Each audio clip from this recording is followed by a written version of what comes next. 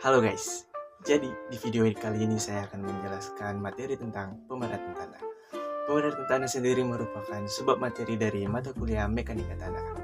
Namun sebelum saya masuk ke dalam penjelasannya, saya akan memperkenalkan diri saya.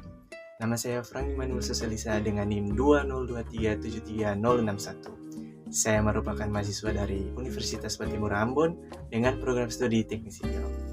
Tanpa banyak basa-basi, mari kita masuk ke dalam penjelasannya. Sebelum kita masuk lebih jauh tentang materi pemadatan tanah, alangkah baiknya kita harus mengetahui apa itu pemadatan tanah. Menurut Mandang dan Nishimura tahun 1991, bahwa pemadatan tanah adalah penyusunan partikel-partikel di dalam tanah karena ada gaya tekan pada permukaan tanah, sehingga pori dalam tanah semakin sempit.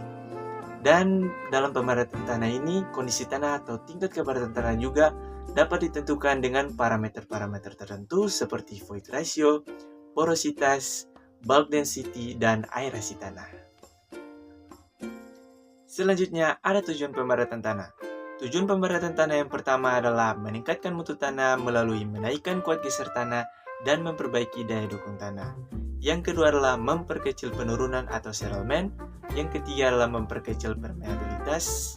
Dan yang keempat adalah mengontrol perubahan volume relatif. Ada dua karakteristik tanah untuk pemadatan tanah. Yang pertama adalah tanah kohesif. Tanah kohesif memiliki ikatan kuat akibat tarikan molekul, bersifat plastis ketika basah dan dapat mengeras saat kering. Yang kedua adalah tanah granular. Tanah ini terdiri dari kerikil, pasir, atau lanau. Tanah ini berukuran halus hingga sedang. Untuk faktor yang mempengaruhi pemadatan tanah, yang pertama adalah pengaruh macam tanah, yang di dalamnya adalah distribusi ukuran butir, bentuk butiran, berat jenis, dan macam mineral lempung. Keempat pengaruh macam tanah ini dapat berpengaruh pada berat volume tanah maksimum dan kadar air optimum. Yang kedua adalah pengaruh usaha pemadatan. Pengaruh usaha pemadatan juga dapat dihitung dengan rumus pemadatan sama dengan jumlah ukuran per lapisan dikali jumlah lapisan dikali berat pemukul dikali tunggu jatuh pemukul dan dibagi volume mol. Pengaruhnya adalah ketika penambahan energi meningkat, maka berat volume tanah maksimum juga meningkat dan kadar air optimum pun menurun. Untuk uji pemadatan tanah dapat dilakukan dengan dua cara, yaitu uji laboratorium dan juga uji lapangan. Di mana di dalam uji laboratorium dilakukan dengan standar Proctor test dan modified Proctor test.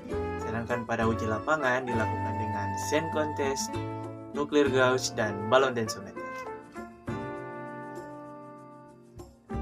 Selanjutnya ada alat pemadatan tanah. Di sini alat-alat yang saya ambil untuk pemadatan tanah adalah alat-alat yang bekerja di lapangan. Contohnya adalah smooth wheel roller. Dan saya juga akan menunjukkan video bagaimana cara kerja smooth wheel roller di lapangan.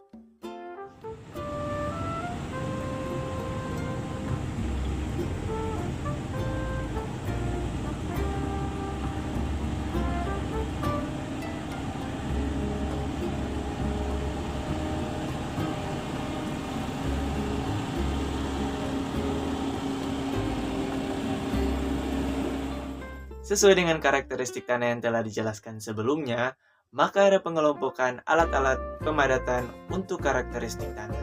Yang pertama untuk tanah kohesif, yang di dalamnya adalah shift foot roller, tamping foot roller, dan baby roller. Sedangkan untuk tanah granular adalah girth roller, vibratory roller, dan vibrating blade. Kenapa demikian? Karena tanah kohesif membutuhkan mesin pemadat dengan gaya tumbukan kuat atau high impact. Sedangkan tanah granular membutuhkan mesin pemadat yang memiliki getaran yang mengguncang partikel sehingga padat. Adapun alat pemadatan digunakan secara fleksibel, yang artinya bisa digunakan untuk tanah kohesif maupun tanah granular, yang di dalamnya adalah smooth wheel roller, rubber tire roller, dan pneumatic tire roller. Mungkin itu saja yang bisa saya jelaskan tentang materi pemadatan tanah. Dengan demikian, kesimpulan yang bisa saya ambil adalah pemadatan tanah yang baik adalah kunci keberhasilan konstruksi karena memperbaiki kekuatan dan stabilitas tanah serta mencegah masalah seperti penurunan struktur di kemudian hari. Itu saja yang bisa saya katakan dan mungkin ini masih sebagian kecil dari materi ini.